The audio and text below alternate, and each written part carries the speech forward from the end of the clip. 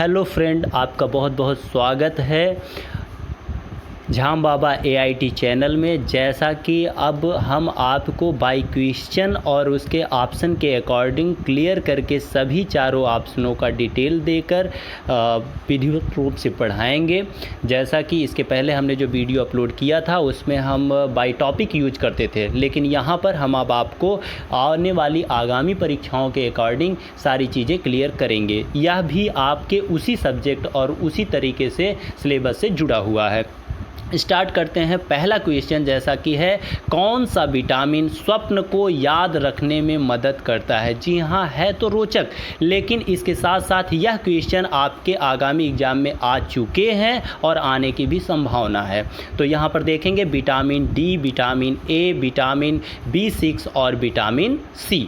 इसमें से आप खुद भी गेस कर सकते हैं। 2 सेकंड 4 सेकंड आप टाइम ले सकते हैं। जैसा कि आप जानते हैं विटामिन C इसका राइट आंसर है, और यहाँ पर विटामिन B6 जिसे डिनोट किया गया है। विटामिन B6 को पायरिडीन भी कहते हैं। जैसा कि आप जानते हैं विटामिन B6 को पायरिडीन कहते हैं। विटामिन D जिसे कैल्सीफेरॉल के नाम से भी जाना जाता है और ये हड्डियों की मजबूती के लिए उत्तरदायी होता है। विटामिन C जो कि आपके आंवले में पाया जाता है, और विटामिन A जिसे हम रेटिनॉल कहते हैं, रतौंधी के लिए यह उपयुक्त होता है। दूसरा क्वेश्चन हम लेते हैं। चिकित्सा भाषा में गोल्डन आवर का संबंध है। गोल्डन आवर इट मीन्स आप जान सकते हैं शार्ट टाइम की बात कर रहा है। ऐसा कौन हो सकता है। पहला ऑप्शन है आपका कैंसर के अंतिम चरण में, ऑप्शन B है गर्भ में शिशु की जानकारी से, ऑप्शन C है हृदय घात से, ऑप्शन D है वास्तव में बच्चे के जन्म लेने से। तो यहाँ पर आपका राइट आंसर जो होगा वो है ऑप्शन C। ऑप्शन C हृदय घात से। जैसा कि आप जानते हैं कैंसर के इलाज के लिए हम लोग कैंसर का अध्ययन करते हैं और वो है ओंकोलॉजी में किया जाता है। अब हम ध्यान देते हैं तीसरे क्वेश्चन पर। धूप के चश्मे की क्षमता कितनी होती है। जैसा कि पहला क्वेश्चन ये हमने अपलोड करते समय इसको शो किया है, आप इसका विशेष ध्यान दें, और ये है धूप के चश्मे की क्षमता कितनी होती है। 1 डायोप्टर, 2 डायोप्टर, 0 और पॉजिटिव में 1 डायोप्टर यहाँ डिनोट किया गया। ध्यान देंगे क्वेश्चन जब भी पूछा जाता है तो उसमें सबसे इम्पॉर्टेंट होता है कि क्वेश्चन किस चीज़ को पूछ रहा है और उसको समझना कि ये क्या हो सकता है इसका आंसर चारों ऑप्शनों में से। आप हमेशा ये ध्यान दें कि जब भी परीक्षा में बैठते हैं तो आपको चारों ऑप्शनों के बारे में केवल जानकारी होनी चाहिए। आप अपने आप उत्तर को बता पाएंगे, ये मेरी गारंटी है। लेकिन उसके लिए आपको ये जानना होगा कि उसमें जितने सिंबल यूज किए गए हैं, जितने ऑप्शन दिए गए हैं, वो सभी किस वैल्यू को डिपेंड करते हैं। जैसे 1 डायोप्टर पहला ऑप्शन है, 2 डायोप्टर दूसरा ऑप्शन है, C ऑप्शन आपका दिया गया है 0 और D ऑप्शन है पॉजिटिव 1 डायोप्टर। पहले तो ये जानना होगा कि क्षमता डायोप्टर में मापी जा रही है, अर्थात ये लेंस की बात है। तो ध्यान देंगे इसका ऑप्शन आपका है C। जिस लेंस की फोकस दूरी 1 मीटर की होती है उसे हम कहते हैं 1 डायोप्टर। ये आप ध्यान देंगे। अब आपका अगला क्वेश्चन है, जैसा कि आ रहा है स्क्रीन पर, वो क्वेश्चन आपका चौथा क्वेश्चन है, और वो है पूर्णतया कार्बनिक होने वाला प्रथम भारतीय प्रदेश है। पहला ऑप्शन दिया गया है मेघालय, दूसरा ऑप्शन दिया गया है B जो है सिक्किम, C ऑप्शन है मणिपुर और D ऑप्शन है केरल। यहाँ पर आपका जो राइट आंसर है वो है ऑप्शन B, और वो है सिक्किम। सिक्किम की जो कैपिटल है वो आप बताएंगे। हाँ, सिक्किम की कैपिटल क्या है, गंगटोक। आप ध्यान देंगे सिक्किम गंगटोक इसकी क्या है, कैपिटल है। और यहाँ ध्यान देंगे कि कोरोना मुक्त दूसरा जिला जो कि ऑप्शन में दिया गया है वो कौन सा है, वो है मणिपुर। जी हाँ, ऑप्शन C। इसके साथ साथ आगे बढ़ते हैं क्वेश्चन नंबर 5, इनमें से किसमें लिंग गुणसूत्र नहीं होता है। जैसा कि ये बायोलॉजिकल क्वेश्चन है, इनमें से किसमें लिंग गुणसूत्र नहीं होता है। पहला ए ऑप्शन है बंदर, दूसरा चीता, सी ऑप्शन है तितली और डी ऑप्शन है छिपकली। जी हाँ, आप सभी लोग जानते हैं कि नॉर्मल क्वेश्चन है, बट यहाँ पर ये पूछा गया है कि लिंग गुणसूत्र नहीं होता है। आप विशेष ध्यान दें, इसका ऑप्शन है डी राइट ऑप्शन है छिपकली। छिपकली में नहीं होता है, लेकिन छिपकली में पुनरुद्भवन की एक विशेष क्वालिटी होती है जिसके कारण ये अपने ऊपर अटैक करने वाले जीव को ब्लैकमेल कर देती है। जी हाँ, ब्लैकमेल कर देती है और वहाँ से भाग निकलती है। ठीक है, ऑप्शन सी आप ध्यान दें। अगला क्वेश्चन है छठा, पृथ्वी पर सबसे पुराना जीव कौन सा है। यस, पृथ्वी पर सबसे पुराना जीव कौन सा है। ऑप्शन ए है हरित नील शैवाल, ऑप्शन बी है कवक, सी है अमीबा और डी है यूग्लिना। इसका ऑप्शन राइट होगा ऑप्शन ए, हरित नील शैवाल। और ये ऑप्शन जो है ये क्या है कि हरित नील शैवाल आपका सबसे पुराना जीव है।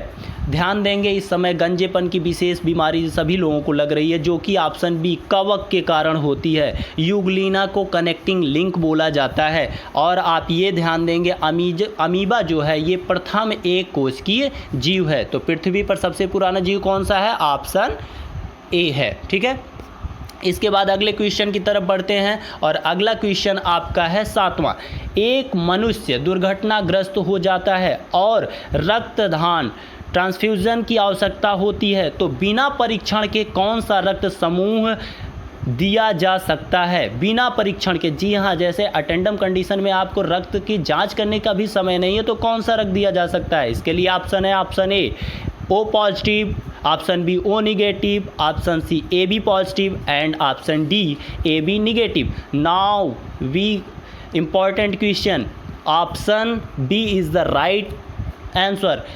ओ निगेटिव, जी हाँ, ओ निगेटिव किसी भी व्यक्ति को जो है बिना चेकअप के दिया जा सकता है। इसके बाद अगला क्वेश्चन है आपका 8वां, मोबाइल बैटरी चार्जर में कौन सा ट्रांसफार्मर पाया जाता है। कौन सा ट्रांसफार्मर पाया जाता है। एक और यहाँ पर मैं आपसे कहना चाहूँगा कि क्वेश्चन नंबर जो 7 है और इसका मैंने ऑप्शन आपको ओ निगेटिव दिया है। आप इसको मुझे नेक्स्ट वीडियो में आने से पहले लाइक शेयर कमेंट के साथ इसका बताएंगे कि ओ निगेटिव ही क्यों दिया जाता है, ये आप देंगे और इसका आंसर मैं उस टाइम भी आपको क्लियर करके बताऊँगा। तो यहाँ ध्यान देंगे, 8वां, मोबाइल बैटरी चार्जर में कौन सा ट्रांसफार्मर पाया जाता है। ध्यान देंगे, अपचाई transformer, option B is the correct answer. 9वां क्वेश्चन आपका है निम्नलिखित।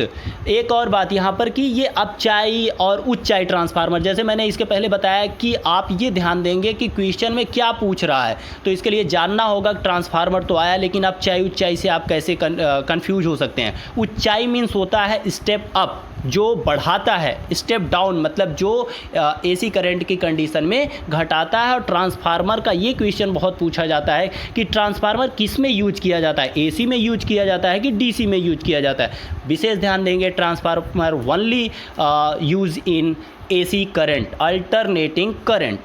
9वां क्वेश्चन है, निम्नलिखित रोगों में कौन जीवाणु जनित है। जी हाँ, कौन जीवाणु जनित है।